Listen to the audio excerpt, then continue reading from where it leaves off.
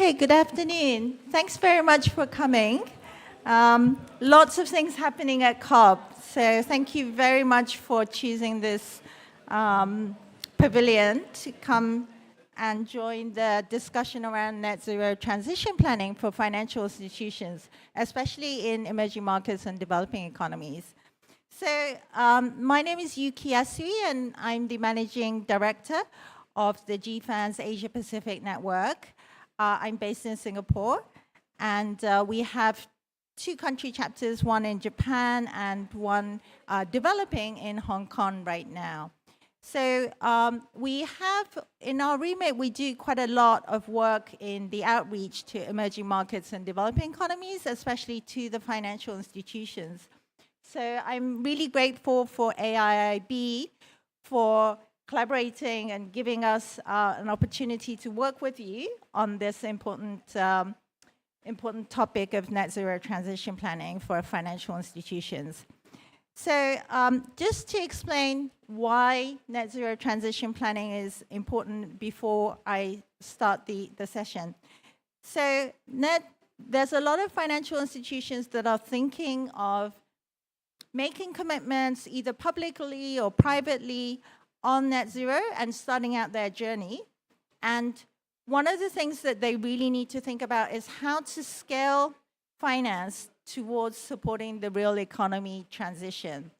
And when you're talking about like bringing green finance and from a very small niche to something that is really like a portfolio alignment towards decarbonization, we really need to plan this out properly, and it will take a long time as well.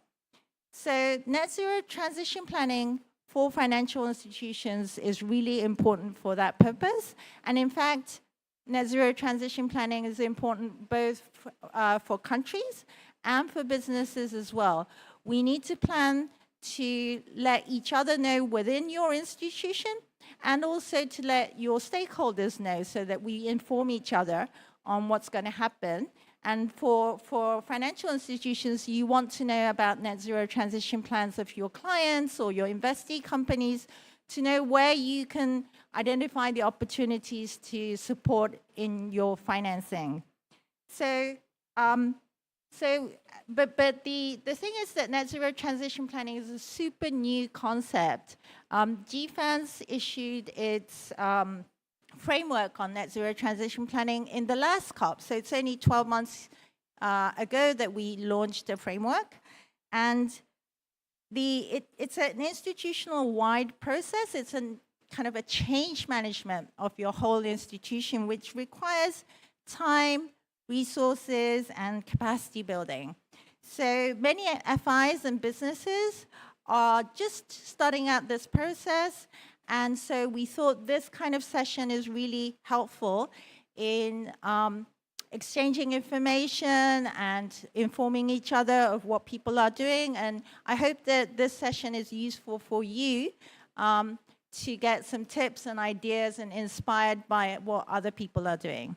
So with that, let me just start the session. I'll start by just explaining the setup of this session. So we have two parts. Part one is I'm moderating a high-level panel of distinguished speakers, and that would be for about 20 minutes. The rest of the time, which is about 35 to 40 minutes, will be on a panel discussion around the credible transition planning and capacity building, which are really like credibility and capacity building are like the two most important parts of the transition plan. So I hope that panel is going to be really exciting and useful for you. So let me start with the first high-level dialogue. So I will call on the two speakers, Mr. Woo Chong, Managing Director, Director General of the Asia Development Bank, to come on stage, and Mr. Sir Danny Alexander, Vice President of AIIB.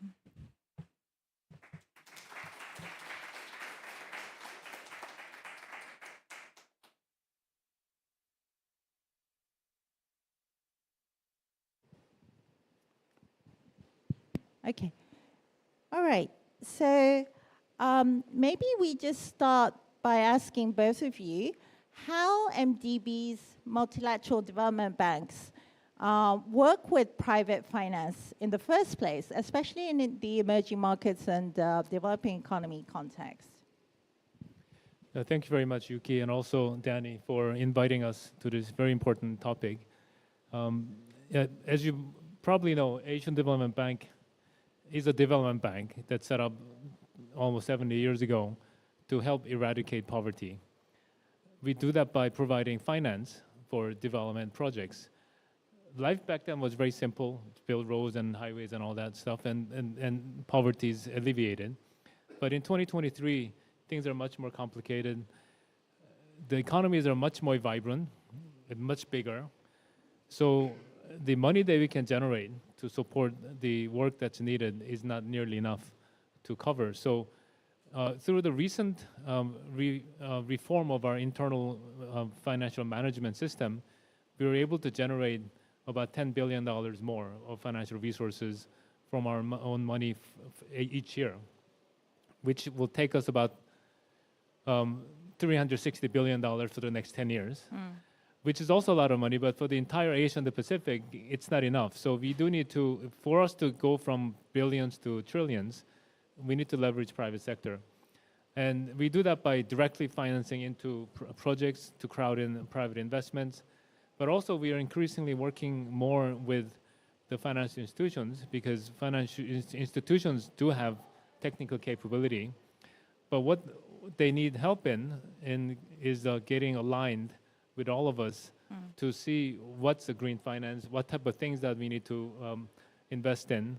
And then we can delegate the due diligence to financial institutions so that we can not only leverage more money, but you can do much more simultaneously because otherwise we have to do diligence every one of those sub-projects that we provide financing in. So it's financial institutions do work across all sectors. So other than ADB directly engaging into energy, transport, waste management, and so forth, we hope that the financial sector can unlock these institutions so that they can multiply the work that we do in a much bigger way and faster. Right, thank you. So they are like your local partner in a way. Yeah. We need to transition from wire-based microphones to remote ones. Otherwise, we're going to get tangled up. So firstly, let me say welcome everyone to the AIIB Pavilion. Delighted to have GFANZ here. Wuchong, welcome. And we're also very pleased as AIIB, along with ADB, to be part of the GFANZ-APAC Advisory Committee, helping to support the work of GFANZ to accelerate the transition amongst the banking and financial and other sectors in Asia Pacific. It's a really important part of how we accelerate the overall low carbon transition. So why is it important to AIIB? As a multilateral development bank, we're using our finance to achieve certain goals. In this case, climate finance, supporting the low carbon transition in Asia. And we do that through a number of different tools. Of course, we make loans to governments, but also in AIIB's case, we have a target that at least 50% of our financing will be non-sovereign, private sector financing by 2030. And that means that a lot of our work is with and through or in partnership with local financial institutions. We have on-lending facilities through local banks in many of our members. We make equity investments through funds or directly. In order to maximize our impact, we want to use our money to crowd in and mobilize others, to enable others to take part. And some of those are local financial institutions and local banks, as well as global and international financial institutions. Now, for every single project that we finance, we have to make sure that it's aligned with the goals of the Paris Agreement. That means that if we can't demonstrate that our project or the partner that we're working with is in line with the Paris Agreement, we can't make that financing. And so, and especially where you're doing capital market or equity transactions, and really you're assessing what is the partner, what are they doing, how are they working? And so in that context, having a net zero transition plan is, I won't say it's essential, but it's an extremely good indicator that the organization is taking very seriously not only the individual project, but how it's contributing to this transition, how it's supporting its domestic transition itself. Obviously, also we work with our sovereign members, as Wuchon was saying, on their own transition plans. So all of the countries here at COP28, they have NDCs. Mostly, they have long-term strategies. That strategic context is also very important for our financing, our multi-year programs with those member countries, both with the government and with the private sector.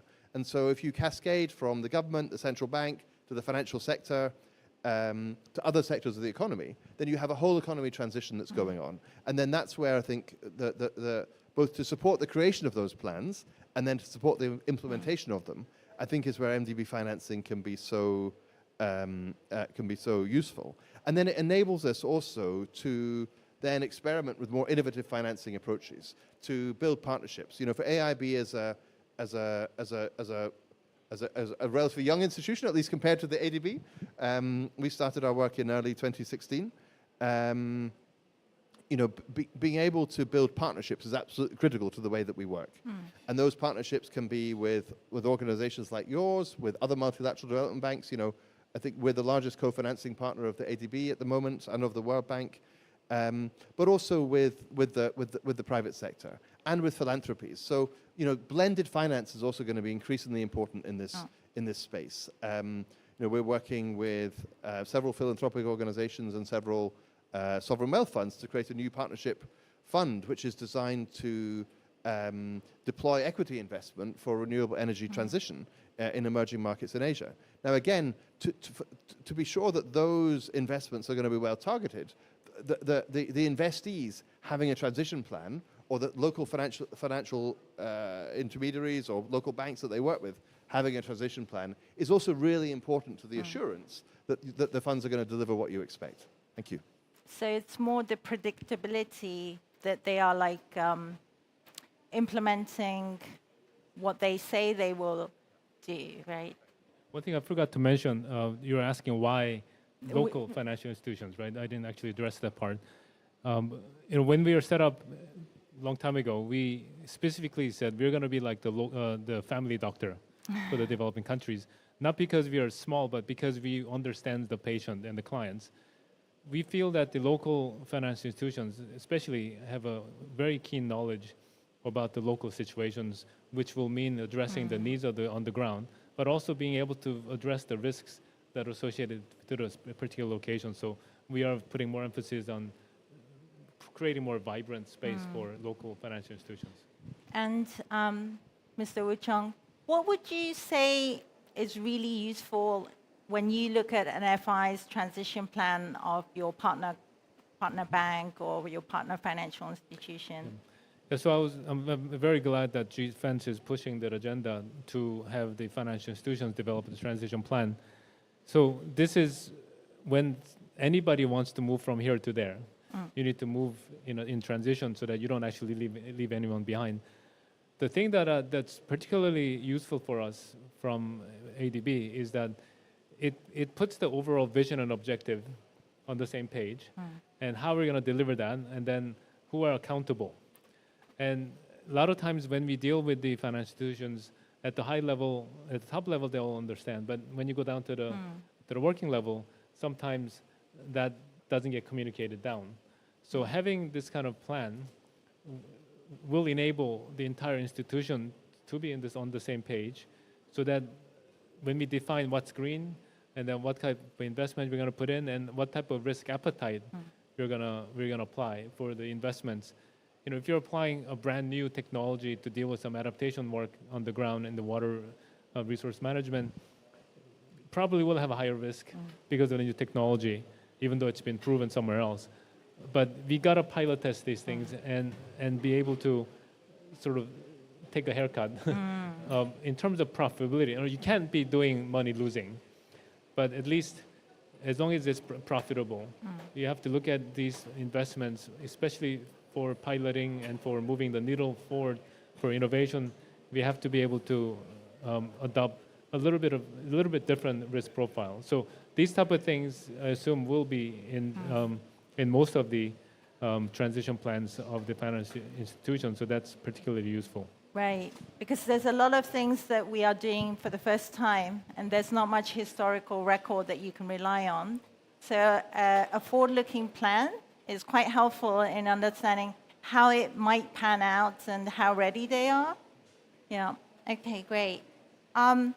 We've only got about 5 minutes left, so maybe we will talk about what would be your key message to your partner financial institutions in emerging markets and developing economies about well, as it were, your call for action to this topic for your partner banks. What are the most top, things that you would like them to be taking on right now?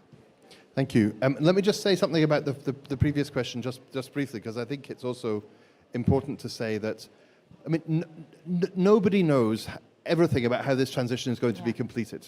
Yeah. We none of us really know exactly what we're going to be doing in 2049 that enables the transition to be completed by 2050, if not earlier. And so it sometimes sounds a bit sort of scary to create a transition plan through to 2050. Do you have to know every detail of every step of the way? I don't think anybody does know every detail. What's really important is to set out the very clear ambition, to know the first steps, to think of something which is comprehensive, that is about your own business, but also about working in turn with your customers, so it becomes a cascade, if you like, through the customers, through the supply chain. I mean, look, I think my main message is, and this is the message coming across here at COP to everybody, that everybody has to be working on the transition. It's something which is so urgent, we can't leave it to next year or 5 years' time. The action has to start now, and the action has to build up over time. We are, as we heard yesterday in the opening ceremony, we are way behind where we need to be.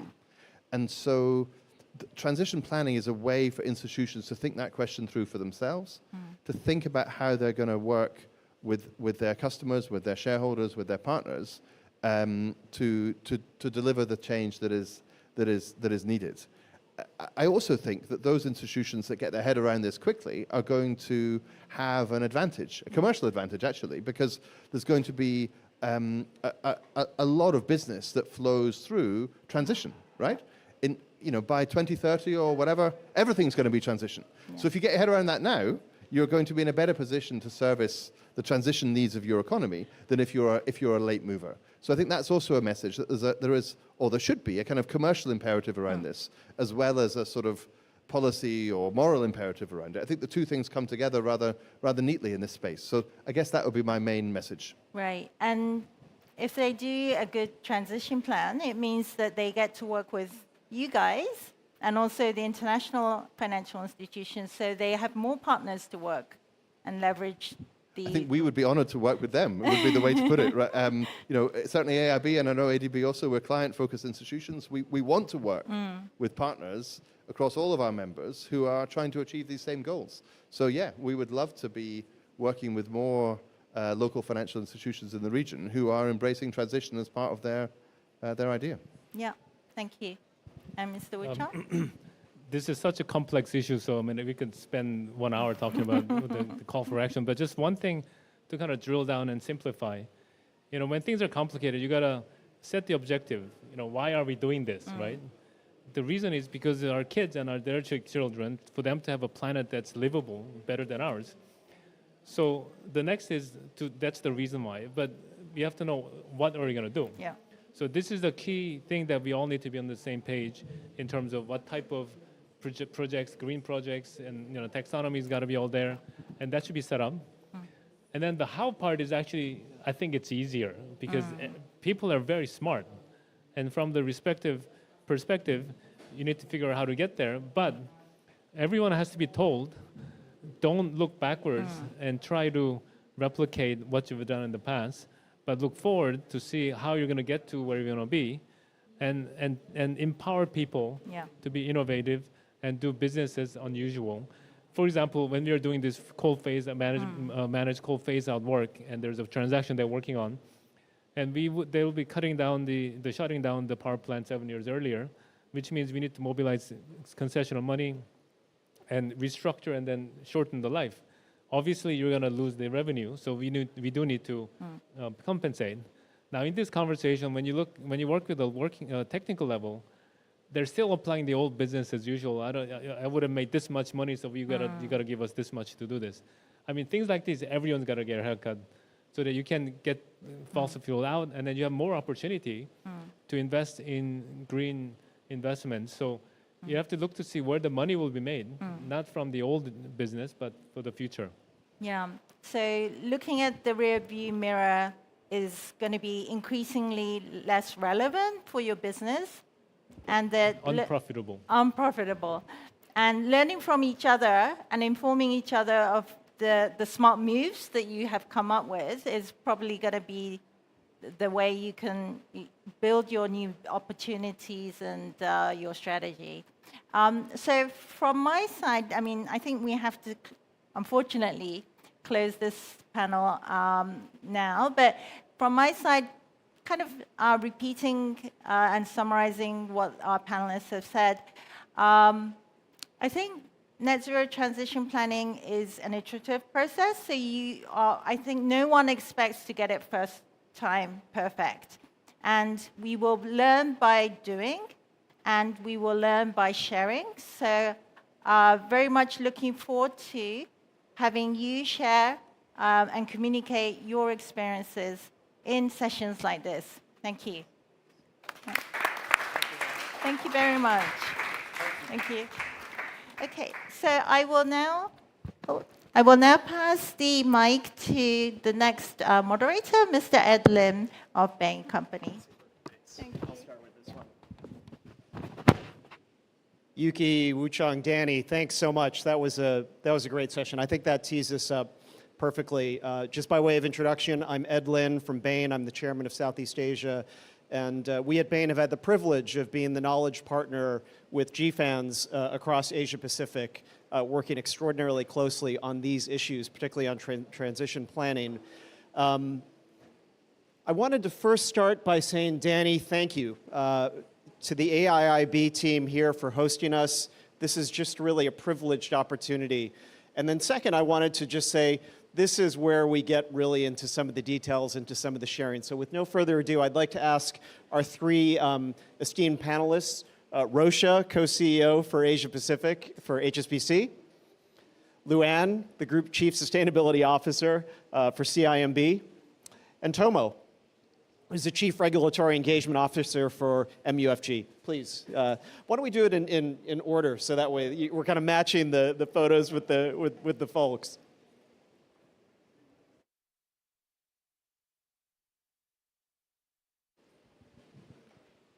Let's do this. Let's dive right into it, because I think you guys are quite interested in understanding from the ground what's happening with leading financial institutions. And again, I just want to repeat what we heard from Yuki. This is really about trying to share best practices with one another.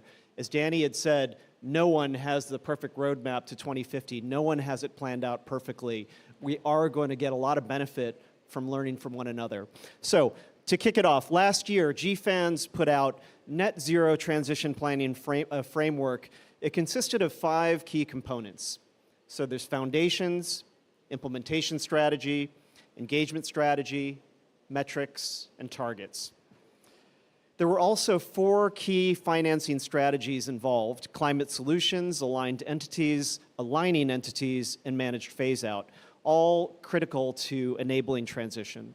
So I'd like to ask in turn, I guess first with Rosha, then with Luann, and then with Tomo, one by one, maybe share how consideration of these components, the 5 and the 4, have helped you kind of reimagine the way you and your institution are helping create impact for the world and for your clients in the process. So please, Rosha, you could start. Thanks, Ed, and thank you to AIIB and GFANZ for having me today. Look, our own transition plan as HSBC is under development. We are at a fairly advanced stage at the moment.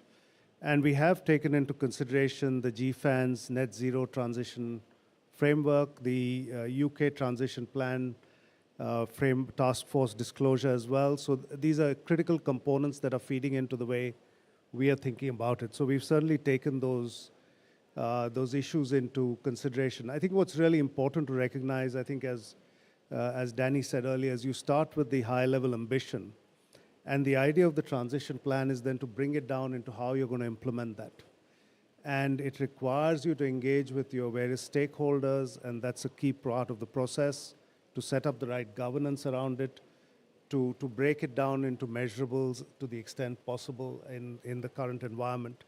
And ultimately, the intent is to support your customers in their transition, right? It's not about turning off your emissions by walking away from your customers. It's to work with them as part of their transition planning, and therefore the engagement with customers has started now. We are having those dialogues. We're helping them frame the transition plan as we continue to develop our own. So we are not sequencing it. We're working in this in parallel. We've also put out sector-based policies which are effectively calling out where we see our pathways for financing of coal, for energy financing as a sector, and multiple other sectors based on the science-based sort of targets that we've set. So overall, I'd say engagement is critical, and really making sure that you're ready for regular and transparent dialogue and updates on what you set as your transition plan. Yeah. Before we go on to Luann, I just want to have one follow-up question. You know, we talk a lot about how we have to get inspiration for our clients and from our teams. How has it worked with your team? I think, you know, HSBC has really been early in this journey, and I guess from the outside world, we look in, we say, actually, there's quite a lot of inspiration from some of your frontline, you know, engaging on this. Could you share a little bit more of the human aspect of it? Well, I think it's a great question, because we sometimes talk about this internally. It's the one thing that's got the whole organization together and aligned. We are 220,000 people across 60 plus markets. And right from Noel Quinn, who's my boss, who, you know, every time he speaks, I learn quite a bit in that conversation itself on sustainability and transition. It starts from the top. So we've had to spend time not just educating ourselves, but making sure that what we are committing to is bought in the entire organization. Okay, yeah. Super. Thank you. Now, before Luann starts, I'm going to embarrass you a little bit here. I think some of you may know this, but the very first bank in Southeast Asia, the first bank to commit to Net Zero Banking Alliance and to lead the charge of GFANZ was CIMB. I mean, that was a gutsy, risky move. So we're hearing from someone really at the vanguard here on Net Zero in Southeast Asia. Please, Luann. Thank you. That's very kind, and thank you for introducing us. So for those of you who are not familiar with CIMB, we are an ASEAN-based bank, and we're headquartered out of Kuala Lumpur. We're very small, though, compared to these guys, about 150 USD in terms of total asset size. So just, small kid. Anyways, so in terms of transition, I mean, we look at transition in two ways. One is our own transition as a financial service provider, and the second is looking at what then we do with and for our clients. So, you know, actually, apart from being the first ASEAN bank to join the NZBA, we were also the first emerging market bank in the world to commit to exit coal by 2040 in line with Paris, and that was, I think, a year before that. So yeah, I mean, so we've been setting our targets, and we have been gradually releasing our sector targets. We now have sector targets covering half of our financed emissions, and we just released our white paper, I think, 2 weeks ago. So you know, just looking at the transition framework from GFANZ and TPT, I think it helps us just to think from a broader picture. You know, if you talk to a banker and how are you going to do that, all strategies are around, oh, we want to give loans, right? Yep. But you know what? It's a lot more than just financing. It is about the decision-making process. It is about education. It is about what we do, but also what we don't do. And how we're going to be selective of the clients that we have. You know, so thinking broader about implementation and engagement, one of the sectors for which we have set targets is cement. And cement is super tricky. Why? It's not just about financing the the capex and the upgrades. But hang on, if cement is going to be, if you're going to have green cement, it's going to be a bit more expensive. But hang on, who makes those decisions? It's the developers. So we talk to the developers. But do developers want to pay more for a greenhouse or for green cement? Only if the end users, so you and I. So it's a huge kind of ecosystem, and we need to engage every part of that. So we're working on all of that with the supply chain, with the developers, as well as with end buyers to try and encourage them to buy green homes. So yeah, it's a big ecosystem. Super. Luann, thank you so much. Tomo, wonderful to have you here. Really, the Japanese mega bank kind of leadership on this in the region, and I would argue to some degree globally, it's impressive. I think a lot of us are looking forward to hearing from you. Please. Sure. So first of all, thank you very much for having me. I was going to talk more about transition planning, but let me give you, given, I think what you asked me to do was to give a practical advice, right? Practical suggestion for you when you start this transition planning. What are the things that you have to be thinking about? So, as Yuki said a few minutes ago, transition planning, it's an iterative process, et cetera, et cetera. This is not going to be perfect. That's what I actually explained to our chairman. Our chairman's coming tomorrow morning, and he's going to make a presentation at a different pavilion. So if you're interested, please come and see me. He's going to talk about what I will say. But when I was briefing our chairman about our transition planning, by the way, we are in the process of preparing transition plan now. So we're in the midst of transition planning. And we're going to publish our transition plan in April using the GFANZ framework. Again, I told chairman, here's where we are. This is going to be an iterative process. What our chairman advised me was, Tomo, you need to think about this net zero journey from two perspectives. One, of course, with enthusiasm, ambition, et cetera, et cetera. Of course, this is a crisis. We need to be very, committed to achieving net zero. But at the same time, you need to have a cool head. This is just like any other project management, right? Of course, this is important. This is, crisis, et cetera. But you need to have cool head. And I'm going to quote what he said. For any project management, there are three things that you have to remember. One, timeline. Two, output, quality of the output. Three, cost. These things, for any project, you need to define upfront. If you miss or if you do not define any of these three, that's not project management. That's just a, hopeful or just a statement that you want to achieve without real plan. So for you, for MUFG or any banks, if you want to be serious about transition plan or planning, you need to agree or you need to have you need to clearly define these three items up front. But the challenge is cost. How do you define cost? This is not like cost for some expense here and there, right? Cost could mean opportunity cost. Cost may mean, because we're dealing with externality, you cannot capture what the cost we're talking about. However, we need to agree, define what cost are we talking about. What's the cost for us, but what's the cost for the world, so that we know how we can manage this 30-year project. So that's the cost aspect. Also, quality aspect. That's another challenging bit, right? Net zero, you define it, you say 2030 interim target, et cetera, but how do you judge whether you're good enough or not? So those things, from our perspective, based on our discussion with our chairman, I thought that's a great things also to look at. Not only about 5 pillars from the GFANZ framework. I'm not disagreeing with that. All these governance, engagement, all of that has to be part of your transition plan. But that's just a kind of table of contents. What you really have to define are these three items, and I thought that's a great suggestion from our chairman, just so that you guys know. And then now I want to turn to what I was originally going to discuss. Two items, just quickly.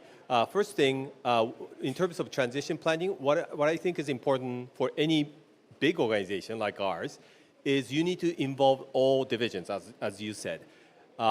For target setting, maybe you can do it desktop. Maybe it's Excel work mainly. You do this, that, you add, calculate, you come up with 2030 target, 2050 net zero target. But for the transition planning, you need to involve all divisions. So within our firm, we actually have hundreds of people involved in transition planning from day one, and we're about to, within 5-6 months, we'll finish. The reason why you want to involve all divisions is the day you finish transition plan, you want to execute. You don't want to spend, 1 year planning or plan, and you then roll out, spending another 2 years educating, here's our plan. Do you think you can do it? We don't have time for that, right? So it's important that you, throughout this transition planning process, you involve all relevant divisions. So day one, you're ready to execute. That's what's very important. At the same time, I think how we have to think about this, again, go back to the 3 items. How do you define impact, quality? How do you kind of showcase the progress? You cannot just say, here's a financial emission, it's decreasing, we're making progress.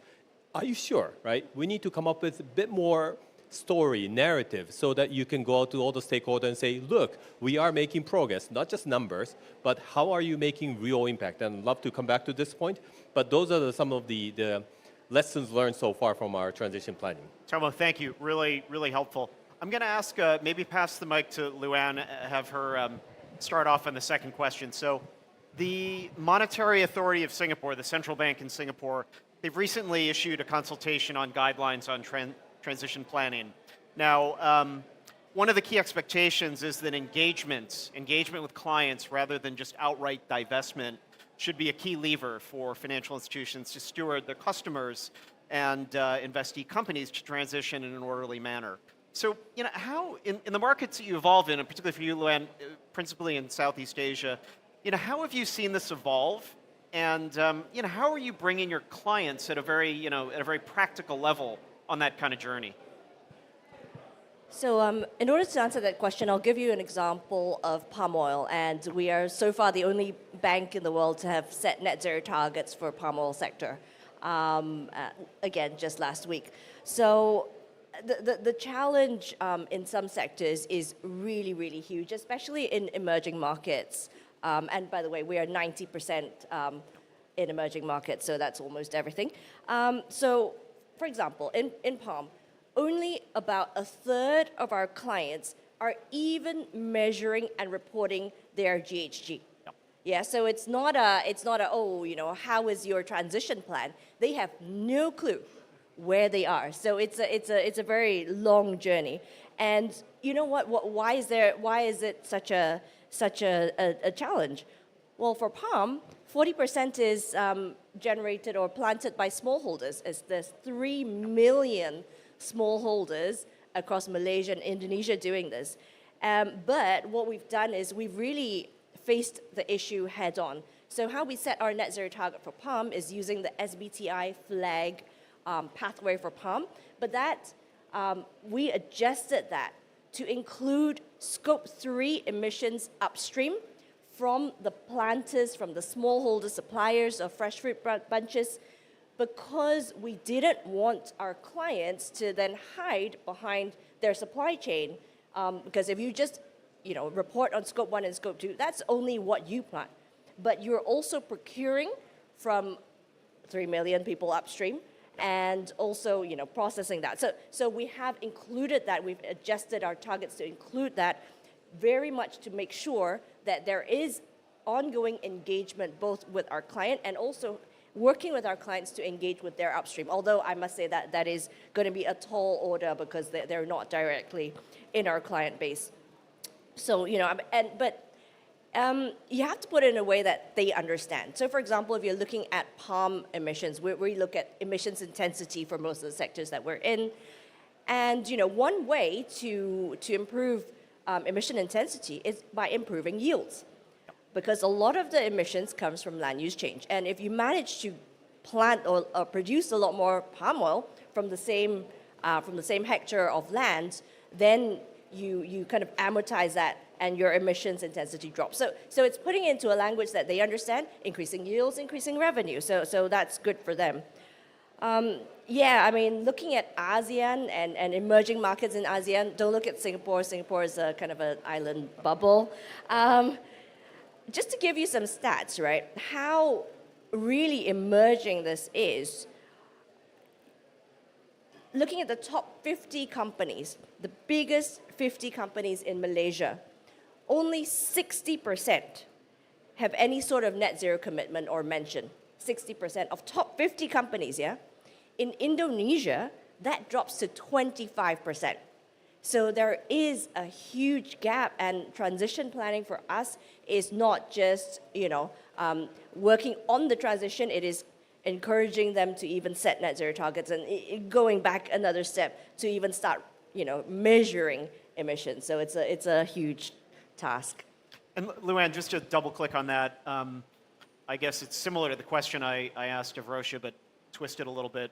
From a client standpoint, so I mean, what you're describing, to get those closer, maybe not to 100, but get about 30, 40, 50, 60%, the level of engagement your team has to have with clients. How receptive are clients? Because they're dealing not just with you, but your other competitors. Maybe you could share a little bit about that, the kind of client experience. So, Tomo was talking about how they set targets and then looked at the transition plan. We've kind of done it all in one. So as we're thinking about the targets to set, we have also worked on the transition plan to ensure that, well, on a high level, to ensure that it is somewhat achievable with a whole bunch of assumptions, of course. But, and we've also engaged our clients in the process of setting those targets. So that's really important.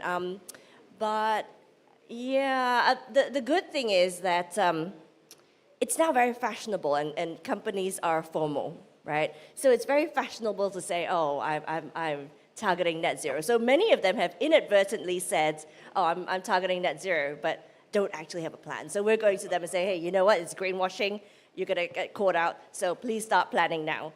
Super, thank you. And maybe Rosha, if we could ask you to maybe comment on the same original question. Yeah, so I think, look, the engagement is absolutely critical, right? So Mark Carney, in a recent piece in The Economist, said finance needs to go where the emissions are. And that's absolutely right, because if you think about a bank like us, we were established in 1865 in Hong Kong. We built out from there, become a global institution. And it is banks like the ones on this panel and others that have built the industrial architecture of today, right? We financed what industry is today, and we need to now think about how we finance that shift that's coming from brown to green, or however you want to describe it. And you can't do that in isolation, sitting in an ivory tower, putting a plan together. So you have to sit down with customers, see what works, really talk through the transition as an opportunity, which it will be commercially for many of our clients, from the perspective of risk, because if you don't move fast enough, you can get risks into your portfolio, climate risks that emerge, the risk of stranded assets, et cetera, all of that. And then thirdly, where we can play a role, given our presence globally, is to bring technologies into markets that can help scale this change. So we are thinking about, what works in one place or with one set of customers into another. And it's really about that ecosystem coming together for us, right? That engagement, the transition plan is really about trying to bring that ecosystem together. So it's not single sector, it's across sectors, it's across geographies. And particularly what I'd say is that in that context, again, look, the point that Luann made, some customers are ahead, some are not.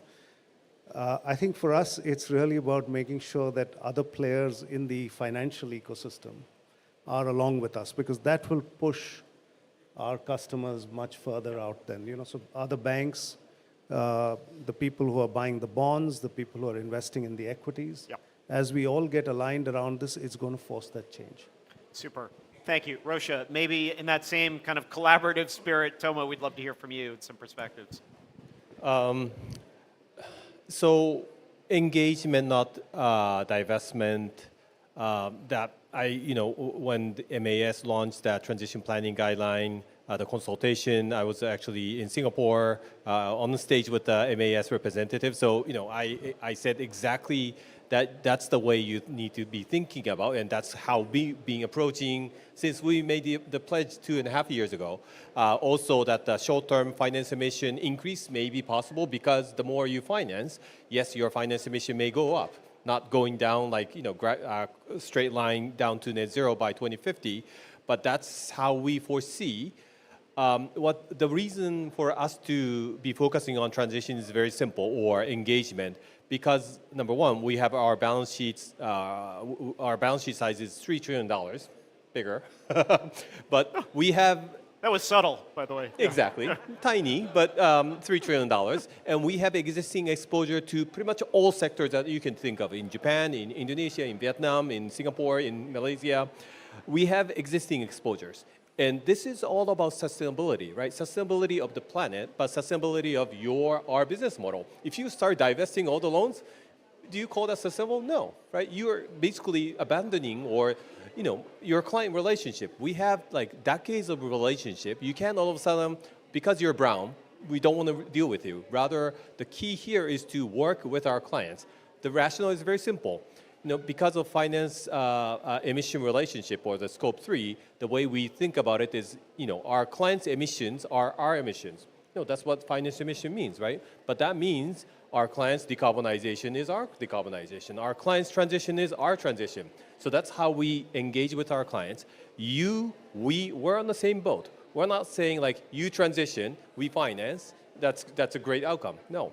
Your client, our client's transition is our transition at the end of the day. So we're working. Some of leading Japanese or some of the clients that I met in Asia, they don't have transition plan yet, but that's fine. It doesn't mean we're just expecting our clients to prepare transition plan and say, MUFG, here it is. Can you finance? Of course, it's not that simple, right? It's a iterative process, and that's where we can make impact. We can work with our clients and say, let's work on this together. The good news for banks is that we're not just investors, institutional investor buying, selling equity in the secondary market. We talk to our clients every single day. We go, we provide solution, and we say, okay, we are going to finance your transition strategy. Let's do it. You decrease emission. That means our finance emission will also decrease. It's a win-win. That's how we think about it. So, of course, it's not that I underestimate this, the regulatory guideline on transition planning, but with or without guideline from the public sector, we have to work on this, because that's the only way I see a path for us to achieve net zero.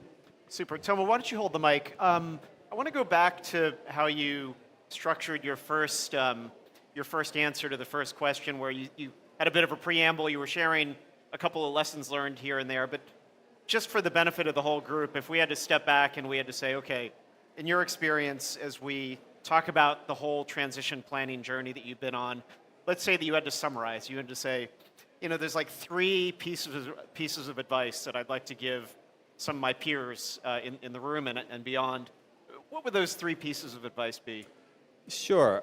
So 3, right? Yeah. Energy, energy, energy. It's all about energy. So when we started this discussion 2.5 years ago, maybe almost 3 years ago, we thought this was more about our clients, financing their strategy, blah, blah, blah.